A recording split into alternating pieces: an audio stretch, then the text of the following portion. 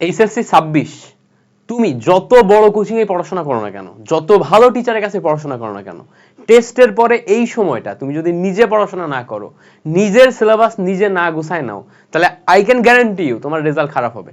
তোমার এইচএসসি তে পর্যাপ্ত পরিমাণ ভালো রেজাল্ট হবে না। আর তুমি জানো এইচএসসি তে যদি ভালো রেজাল্ট না করো, এইচএসসি রেজাল্ট তোমার যদি গোছানো না হয়, এইচএসসির পড়াশোনা যদি গোছানো না হয়, এটার ইমপ্যাক্ট বা ইফেক্ট অ্যাডমিশন টেস্টে যে তোমার উপর মাস্ট আসবে। তুমি ইঞ্জিনিয়ারিং অ্যাডমিশন টেস্ট দিলেও আসবে, তুমি মেডিকেল অ্যাডমিশন টেস্ট দিলেও আসবে। ভার্সিটিগুলোতেও বিভিন্ন টাইপের ইম্প্যাক্ট দেখা যায়। সো আমার প্রিভিয়াস ইয়ারের এক্সপিরিয়েন্সগুলো থেকে টেস্টের পরের এই সময়টাতে তুমি কিভাবে পড়াশোনা করবা, কিভাবে কামব্যাক করবা, টোটাল সিলেবাসটা কিভাবে গোছাবা, ইচ অ্যান্ড এভরিথিং নিয়ে কথা বলবো, প্রত্যেকটা সাবজেক্ট নিয়ে কথা বলবো, টোটাল টাইমলাইন নিয়ে কথা বলবো, এবং এই টাইমলাইনে পড়াশোনা কিভাবে গোছাইলে তুমি এইচএসসি প্লাস অ্যাডমিশন দুইটাতে যেই ভালো করতে পারো, টোটালটা নিয়ে কথা হবে ইনশাল্লাহ এই টোটাল ভিডিওটাতে। আমার সাথে শুরু থেকে শেষ পর্যন্ত দেখো, এবং ভিডিওটা তোমার ফ্রেন্ডের যে গ্রুপগুলো আছে সেই গ্রুপগুলোতে একটু শেয়ার করবা, কাইন্ডলি শেয়ার করবা, যাতে সবাই এইচএসসি 26-এ সবার সাথে আমরা এই কথাবার্তাগুলো, এই স্ট্র্যাটেজিগুলো শেয়ার করতে পারি। কারণ সময় খুব কম, সামনের এই টাইমটাতে তোমাকে কামব্যাক করা লাগবে, পড়াশোনা করা লাগবে, অ্যান্ড তোমাকে কাঙ্ক্ষিত গন্তব্যে পৌঁছানো লাগবে। সেই গন্তব্যে পৌঁছানো জার্নিতে মিল্টন ভাইয়াকে একদম শুরু থেকে শেষ পর্যন্ত তোমাদের বড় ভাই হিসাবে পাশে পাচ্ছ ইনশাল্লাহ। চলো আমরা একটু দেখার চেষ্টা করি। তুমি এখন ফেব্রুয়ারিতে আসো, এখন ধরো আজকে ফেব্রুয়ারির 9 তারিখ। সো ফেব্রুয়ারির 9 তারিখ থেকে তোমার টাইম লাইনটা যদি একটু দেখি, ফেব্রুয়ারিতে তুমি মোটামুটি টাইম পাচ্ছ 2 সপ্তাহ। এরপরে মার্চ আসবে, মার্চে তুমি টাইম পাচ্ছ 4 সপ্তাহ। এপ্রিল আসবে, এপ্রিলে টাইম পাচ্ছ 4 সপ্তাহ। মে আসবে, মেতে টাইম পাচ্ছ 4 সপ্তাহ। জুনে যে ধরে নিলাম তোমার পরীক্ষা হবে, সো জুনের টাইমটা আমরা কাউন্ট করতেছি না। সো তার মানে টোটাল মিলে পড়ার সময় আমাদের 3 4 12 আর 2 14 সপ্তাহ বা 14 উইকস মতো আছে।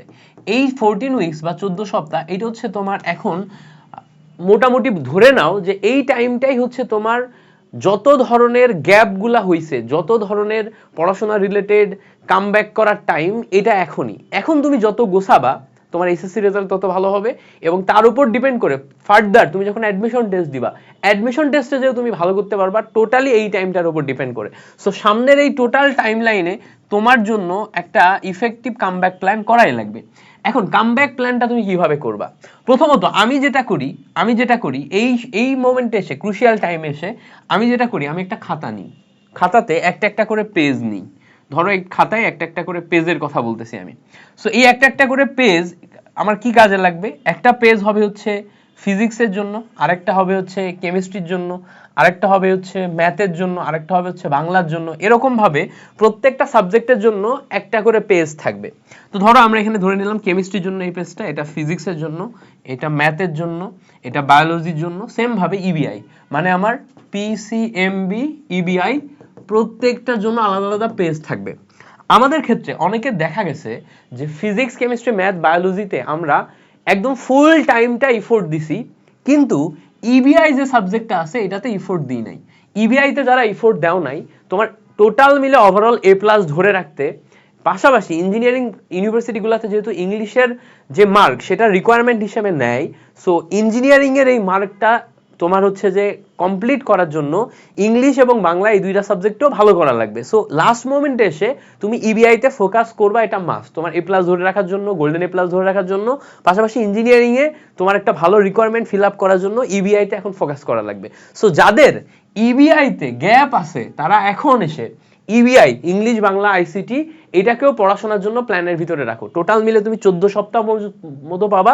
এই 14 সপ্তাহে ইবিআইটাও কভার করতে হবে। এখন কিভাবে কভার করবা? আমি হলে যেটা করতাম, আমি প্রথমত কেমিস্ট্রিতে যতগুলা চ্যাপ্টার আছে প্রত্যেকটা চ্যাপ্টারের গুরুত্বপূর্ণ টপিকগুলা নোট করতাম, চ্যাপ্টার এবং চ্যাপ্টারের গুরুত্বপূর্ণ টপিক।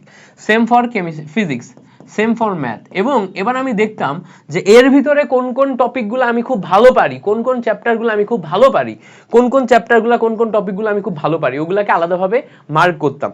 যেগুলো আমি ভালো পারি না, যেগুলোতে আমার একটা মোটামুটি ধরে নাও যে গ্যাপ আছে, ওগুলো আমি আলাদা করে মার্ক করে ফেলতাম। তাহলে আমি বুঝতে পারতাম আমার স্ট্রেংথের জায়গা কি, ওয়ার্ডটা ভালো করে বুঝবা, আমার স্ট্রেংথের জায়গা কি আর আমার উইকনেসের জায়গা কি, এটা আমি ধরে ফেলতে পারতাম যদি আমি মোটামুটি সব topic, syllabus, each and everything একটা জায়গায় লিখে অ্যানালাইসিস করতাম।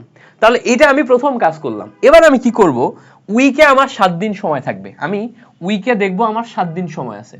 তাহলে আমি একটু দেখি, Saturday, Sunday, Monday, Tuesday, Wednesday, Thursday, Friday. তো আমাদের ধরো সপ্তাহে আমাদের এই যে 7 দিন সময় আছে, এই 7 দিনের প্রত্যেকটা দিন আমি হলে কি করতাম, কাজে লাগাইতাম।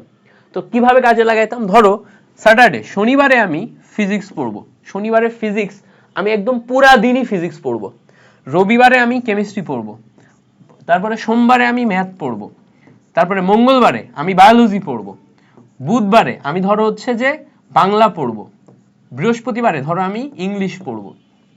এবার শুক্রবারে আমি টোটাল মিলে রিভিশন দিব প্লাস আইসিটি পড়বো, রিভিশন প্লাস আইসিটি। দেখো সপ্তাহে 7 দিনে 7 দিনই আমি পড়াশোনা করছি এবং প্রত্যেকটা চ্যাপ্টার আমার কভার হচ্ছে। এখন ধরো তুমি ডেইলি এই মোমেন্টে এসে দাঁড়িয়ে নিজে নিজে 8 ঘন্টা নিজে নিজে পড়তে পারবা, 4 ঘন্টা মতো ক্লাস করতে পারবা। তাহলে 4 ঘন্টা হচ্ছে ক্লাস আর 8 ঘন্টা হচ্ছে সেলফ স্টাডি, সেলফ স্টাডি। তাহলে এসএস সেলফ স্টাডি লিখে নিলাম।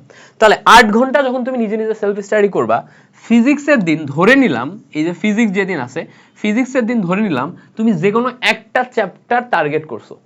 এই ফিজিক্সের দিন যেই একটা চ্যাপ্টার টার্গেট করছো, ধরে নিলাম তুমি মহাকর্ষ চ্যাপ্টারটা টার্গেট করছো। এই মহাকর্ষ চ্যাপ্টারটা 8 ঘন্টা ধরে এমন ভাবে পড়ো যেন এই চ্যাপ্টারটা তোমার আর দ্বিতীয়বার পড়া না লাগে। প্রথম কথা, তুমি এখানকার বেসিক রিভিশন দাও। কি করো, তুমি প্রথম কথা এখানকার বেসিক রিভিশন দাও। 2 নাম্বার এখান থেকে এমসিকিউ সলভ করো, 3 নাম্বার এখান থেকে সিকিউ সলভ করো। এই চ্যাপ্টারের যে ম্যাটেরিয়ালগুলো এমন ভাবে এই দিন পড়ো মহাকর্ষ চ্যাপ্টারটা যেন তোমার আর দ্বিতীয়বার পড়া না লাগে, এত ভালো করে পড়ো। লাস্টে যখন তুমি ফ্রাইডেতে থাকবা, ফ্রাইডেতে যে এখানে এমন ভাবে পড়বা যেন ফ্রাইডেতে যখন তোমার রিভিশন টাইম থাকবে তুমি 1 আওয়ারের মধ্যে পুরো জিনিসটা একবার দেখতে পারো। যা যা পড়ে রাখছিলা, যত ম্যাথ করে রাখছিলা সব তুমি 1 আওয়ারের মধ্যে করে রাখতে পারো। এন্ড মাথায় রাখবা, এই জায়গাতে যখন তুমি পড়বা তখন পর্যাপ্ত পরিমাণ সিকিউ এবং এমসিকিউ ফোকাস পড়াশোনা করতে হবে। বোর্ডে যে সমস্ত টপিক থেকে সবচেয়ে বেশি সিকিউ এবং এমসিকিউ আসে ওই টপিকের উপরেই সবচেয়ে বেশি তোমাকে ফোকাস করতে হবে। এটা ইম্পর্টেন্ট। এইটা করলেই তুমি কামব্যাকটা করতে পারবা, তাছাড়া তুমি করতে পারবা না। এবার ধরো রবিবারে তুমি কেমিস্ট্রিতে গেলা, কেমিস্ট্রিতে তোমার টোটাল মিলে চ্যাপ্টার কম আছে, তো একদিনে তুমি ফুল চ্যাপ্টার কভার করতে পারবা না। তো ধরে নিলাম তুমি গুণগত রসায়ন পড়বা আজকে, সো গুণগত রসায়নের ফুলটা কভার করতে পারবে না, যেহেতু সিকিউ এবং এমসিকিউ অ্যানালাইসিস করে টোটাল তুমি গুরুত্বপূর্ণ টপিক পাইছো হচ্ছে 10টা। তো তুমি এই দিন 5টা টপিক পড়লা, 5টা টপিকের উপর CQ MCQ basic each and everything তুমি কভার করলা এবং এটা এমন ভাবে গোছাই নিলা যাতে এই ফ্রাইডেতে এসে তুমি মাত্র 1 ঘন্টা পড়াশোনা করেই টোটালটা রিভিশন দিতে পারো। এইভাবে তুমি গোছাইলা। সেম ফর ম্যাথ, ম্যাথে যেও তুমি ঠিক একদম সেম প্ল্যান করবা। সেম ফর তোমার biology, same for Bangla, same for তোমার হচ্ছে যে ইংলিশ। এখন বলবা ভাই প্রত্যেকটা তো সেকেন্ড পেপার আছে, সমস্যা নেই। আমাদের ভালো করে খেয়াল করে দেখো, আমরা প্রতি উইকে একদিন একটা করে সাবজেক্ট খুব ভালো করে পড়তেছি। আমাদের টোটাল টাইম আছে 14 সপ্তাহ। তাহলে 14 সপ্তাহে আমাদের মোটামুটি 14 বার ওই একটা সাবজেক্ট বারবার রিপিট হবে। 14 বার রিপিটে আমরা মোটামুটি first part second part each and everything cover করে ফেলতে পারবো। এইটা হচ্ছে আমার ক্ষেত্রে পড়ার স্ট্র্যাটেজি। এখন তোমাকে দুইটা জিনিস মাথায় রাখতে হবে। কি মাথায় রাখতে হবে, তুমি যখন এভাবে পড়াশোনা করবা তোমার ফুল যে সিলেবাসটা আছে, ফুল সিলেবাসে প্রত্যেকটা টপিক, ফুল সিলেবাসে SYLL সিলেবাস, SYLL BUS, ফুল সিলেবাসে প্রত্যেকটা টপিক অন্তত একবার পড়তে হবে, অন্তত একবার পড়বা।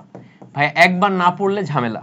কোথায় কি আছে এগুলো সম্পর্কে তোমার যদি ধারণা না থাকে, প্রত্যেকটা টপিক ফুল সিলেবাসে অন্তত একবার পড়তে হবে। এরপরে সিকিউ এমসিকিউ এই দুইটা জিনিস অ্যানালাইসিস করে, এই দুইটার উপর ডিপেন্ড করে, একবার পড়ার পরে সিকিউ এমসিকিউ এই দুইটা জিনিস অ্যানালাইসিস করে এই দুইটার উপর ডিপেন্ড করে টপিক আলাদা করে ফেলতে হবে। টপিক আলাদা করে শুধুমাত্র ইম্পর্টেন্ট টপিকগুলোকে তোমার স্ট্রেংথ বানাতে হবে। অ্যাডমিশনে ইম্পর্টেন্ট টপিকগুলোকে তোমাকে স্ট্রেংথ বানাতে হবে। সো কেন, কারণ ইম্পর্টেন্ট টপিকগুলা এগুলোর উপর থেকে প্রশ্ন হবে এবং পরীক্ষার হলে যে তোমাকে এর উপর ডিপেন্ড করে এমসিকিউ সলভ করে আসতে হবে, সিকিউ লিখে আসতে হবে, এমন ভাবে মানে তোমার পড়াশোনাটা করতে হবে যাতে তুমি পরীক্ষার হলে পারফরমেন্স দেখাইতে পারো।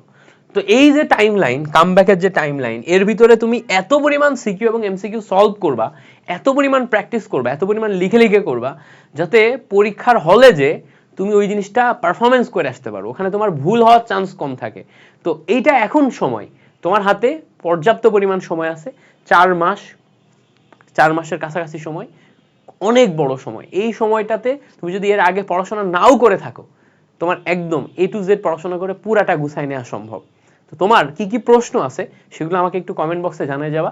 এই চ্যানেলে, এই পেজে সামনে কয়েকদিন, কয়েক মাস তোমাকে আমি A to Z কেমিস্ট্রির সাপোর্ট দিব, 100 সাপোর্ট দিব। কেমিস্ট্রির প্রত্যেকটা জিনিস তুমি এখান থেকেই পাবা। সো চ্যানেলটা সাবস্ক্রাইব করে যাবা, আমাদের পেজটা ফলো করে যাবা। আর কি কি বিষয়ে তোমার হেল্প লাগবে সেটার কমেন্ট তুমি আমাকে এখান থেকে জানায় যাবা। আমি ইনশাল্লাহ তোমার পাশে আছি। তোমাদের বড় ভাইয়া মিল্টন খন্দকার ভাইয়া বিদ্যার্থী প্ল্যাটফর্ম থেকে তোমাদের পাশে আছে ইনশাল্লাহ। Thank you so much for watching this video. তোমাদের সাথে পরবর্তী ভিডিওতে আবার দেখা হচ্ছে।